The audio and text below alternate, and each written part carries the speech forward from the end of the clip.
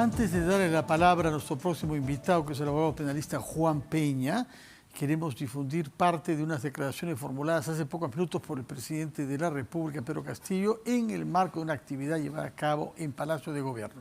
Vamos, por favor, con Pedro Castillo. Se han ensañado con todo. ¿Y dónde están los que han saqueado, los que socavaron, los que se llevaron la riqueza del país? ¿En dónde están? ¿Están purgando condena? ¿Están libres? ¿Están vivos y coleando? ¿Abren su boca por ellos? ¿La juzgan a ellos? Pero va a llegar su momento y la tenemos que ver en este quinquenio, porque la justicia tiene que ser igual para todos. Bueno, es un argumento que ha venido usando con mucha frecuencia. La justicia se ensaña conmigo y con mi familia, ha dicho esta vez, mientras que con los poderosos y con los ricos, etcétera, no toma medidas, lo cual contradice manifiestamente los procesos múltiples que se han venido llevando a cabo. Es cierto que no han culminado, es cierto que toman tiempo, que son mecanismos complejos con inversiones en varios países, paraísos fiscales, transferencias de dinero, grandes empresas, mientras que los casos que tenemos que lo implican a él son mucho más artesanales y aparentemente mucho más simples. Pero sobre todo, el presidente cuenta con dos abogados, parcialmente pagados con dinero público, sin duda, y cuenta con los recursos que le da la defensa, uno de los cuales justamente ha sido llevado a cabo en días pasados con la presentación de un recurso de habeas corpus para que se libere a su hija Jennifer Paredes. Queremos entender qué es el habeas corpus en general y en qué medida se aplica al caso de Jennifer Paredes. Y por eso hemos invitado a Juan Peña, abogado penalista litigante, que nos ha ayudado en otras oportunidades a comprender de una manera clara las cosas que a veces son un poquito complicadas en la técnica jurídica. Juan Peña, buenas noches. Gracias por estar con nosotros en Las Cosas Como Son. Hola, Fernando. Muchas gracias por la invitación. Cuéntenos, por favor, qué significa esta figura jurídica con nombre latino y con además origen latino, habeas corpus, y en qué sentido se puede creer que se aplica al caso de Jennifer Paredes. A ver, de hecho, el Código Procesal Constitucional reconoce esta figura del habeas corpus para ser presentada siempre que una persona crea de que su libertad ha sido violada de manera ilegal o que no tenían argumentos para poderlo hacer. Este es el caso en donde la defensa técnica de Jennifer Paredes ha planteado de que en un primer momento, los días posteriores a la detención preliminar, cuando hacen el requerimiento de prisión preventiva, habrían transcurrido más de las 48 horas, que es lo que el Código Procesal establece, para dar el fallo respecto a una nueva detención. Eso es verdad. Yo lo preguntaba aquí a varios abogados, que me han dicho que los abogados de ella consintieron en prolongar esta detención preliminar unos días más, precisamente porque el juez se tomó más tiempo antes de dar su fallo. Pero que el problema existía. Pero, ¿qué tiene que ver eso ahora con una decisión judicial que ha sido tomada ya por un juez después de esos 3 días complementarios que ya pasó? De hecho, si él recién el día de hoy, me parece, o ayer, admiten el habeas corpus, esto quiere decir que este habeas corpus ha sido planteado con anterioridad. Entiendo que ese primer argumento era el que te señalo, sí, que había un plazo adicional de prisión preventiva en el cual no se había respetado el derecho de poder ella salir de la detención y que luego, si es que el juzgado declarara fundado, regresara sin ningún problema. Sí. Pero sosteniendo de que este ha sido su argumento, hoy en día lo que el juzgado va a hacer, va a tener que valorar si va a tener sentido resolver algo que ya el juez penal ha terminado por concluir. Porque hoy en día el juzgado penal ya dijo de que los requisitos se habían cumplido por una prisión preventiva, por lo cual le ha dado 30 meses de prisión preventiva mientras dure la investigación fiscal. Entonces, el fallo que tendría que hacer el juzgado constitucional no tendría ningún sentido si vamos a plantear solamente ese argumento. Ahora, lo que ha hecho el abogado en una de sus menciones y sus ¿Cuál argumentos... de los abogados? Porque hay dos, y no piensan necesariamente igual. A veces Despachas, a veces Benji Espinosa, y uno tiene que comprender. No estoy seguro si uno de estos dos abogados es el que ha presentado el recurso de casación a favor de Jennifer Paredes. Entiendo que Jennifer Paredes tiene su propio abogado, que no es ninguno de los dos. Ya, Dionisio. Dionisio, y que es el que presenta su recurso de habeas corpus. Ya. Y de hecho, estaba en la manera correcta, creo, en un inicio, pero ya al haberse el juez constitucional haberse demorado tanto en resolver este pedido. Prolongación de su prisión preliminar. Máximo debía ser 10 días y fue de 13 porque el juez se tomó más días antes de tomar una decisión. Sí, pero de hecho la decisión no debió haber demorado tanto. Lo que debió haber hecho el juez es suspendo, le doy libertad y luego planteo mi decisión respecto a si declaro fundado o no el requerimiento del prisión preventiva. Y le doy libertad. Pero precisamente los argumentos de la Fiscalía es que había un riesgo procesal y eventualmente un riesgo de fuga porque no había arraigo.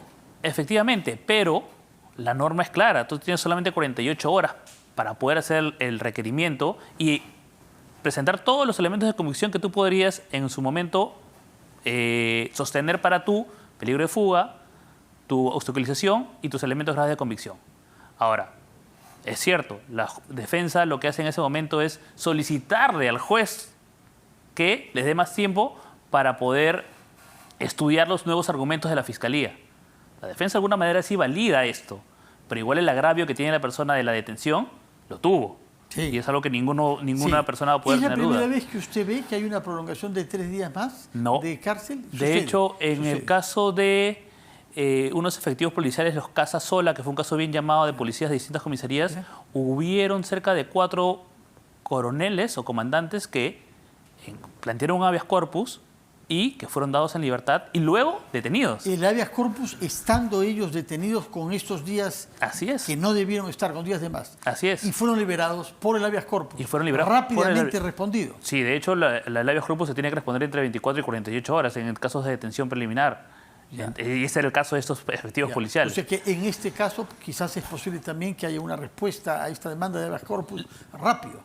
Sí, pero lo que sucede en este caso es que el requerimiento de está detenida ella de manera ilegal en estos momentos. Ya no vale, porque ahora tiene una prisión que es preventiva y no preliminar. Así es. Y es por 30 meses y no por 10 días. Correcto. De acuerdo. Entonces ya no tendría sentido el juez pronunciarse respecto a si es que es ilegal o arbitraria su detención actual. Porque su detención actual sí es justificada y es debido a la prisión preventiva. Claro. Ahora, el presidente se queja de que hay un ensañamiento contra su familia. En fin, concedamos que es libertad de expresión, como justiciable puede considerar que hay varios miembros de su familia que han sido objeto de medidas. Sí, efectivamente, hay que recordar que hay unos miembros que están prófugos. También valdría la pena que lo recuerde de vez en cuando. Un sobrino con una relación estrecha con él, desaparecido hace más de 6 meses. De eso no dice nada. Ahora, su defensa de él, de Pedro Castillo, ha atacado cosas de fondo, considerando que el allanamiento ha sido ilegal. ¿Cómo contestaría usted como abogado penalista si tuviera que ver este caso? Desde mi punto de vista sí creo de que en cierta parte tienen algo de razón en sus argumentos, que van a ser discutibles seguramente por el juez que tenga el caso ahora. Sí. Porque lo que ellos alegan es que el domicilio que se allana es el domicilio del presidente. Sí. Por lo tanto, para criterios de algunas personas y para la norma también, quien debe hacer este requerimiento por la envergadura que tiene Pedro Castillo de ser presidente debería ser un fiscal supremo.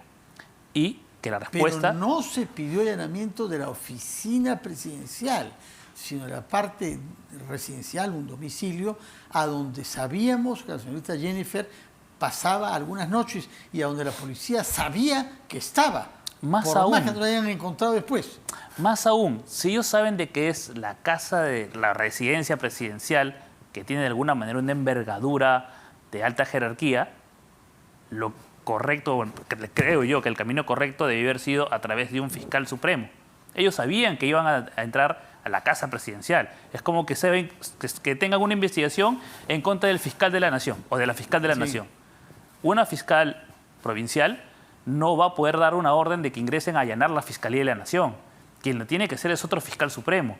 Y por más que a la persona que vayan a detener o allanar algunos bienes de alguna persona de una oficina dentro de la Fiscalía de la Nación, tiene que ser un fiscal supremo. Uno de los reproches procesales que se ha hecho al coronel Harvey Colchado en el marco del allanamiento es haber roto un acta. El abogado Pacha, sobre todo, nos ha pintado A mí me hizo recordar al padre Valverde echando la Biblia, escandalizado de que Atahualpa hubiese echado la Biblia que dio motivo a las medidas represivas contra Atahualpa.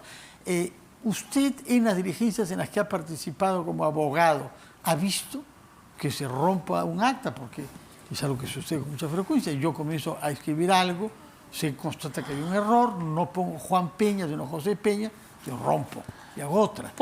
¿Qué es lo que suele pasar? ¿Por qué tanto escándalo en torno a un papel roto? No es la página 11, ¿no? No, y además que si se rompió el acta, se pudo haber hecho una nueva, y lo que él quería constatar lo pudo haber hecho en el nuevo acta que iban a firmar. De hecho, como tienes razón, en distintas diligencias, uno por un error o la apresura o el tiempo, uno termina escribiendo a veces con errores o con malos dígitos, y lo que hacen en algunas oportunidades es, ok, mutuo acuerdo, rompemos el acta y lo que quieras suscribir. Pon una nota diciendo que ha habido esto antes. Porque si no, no lo firmas. Bueno, pero en todo caso es parte de los argumentos que se esgrimen para sostener que Harvey Colchado ha procedido de una manera ilegal. Creo que no habría un abuso de autoridad en ese sentido, ¿no? No es el único reproche que se le hace. Usted ya lo sabe. Muchas gracias, Juan Peña, por su presencia acá. Y las cosas como son, que tengan muy buenas noches. Muchas gracias, Fernando. Vamos a hacer una pausa y regresamos rápidamente a las cosas como son.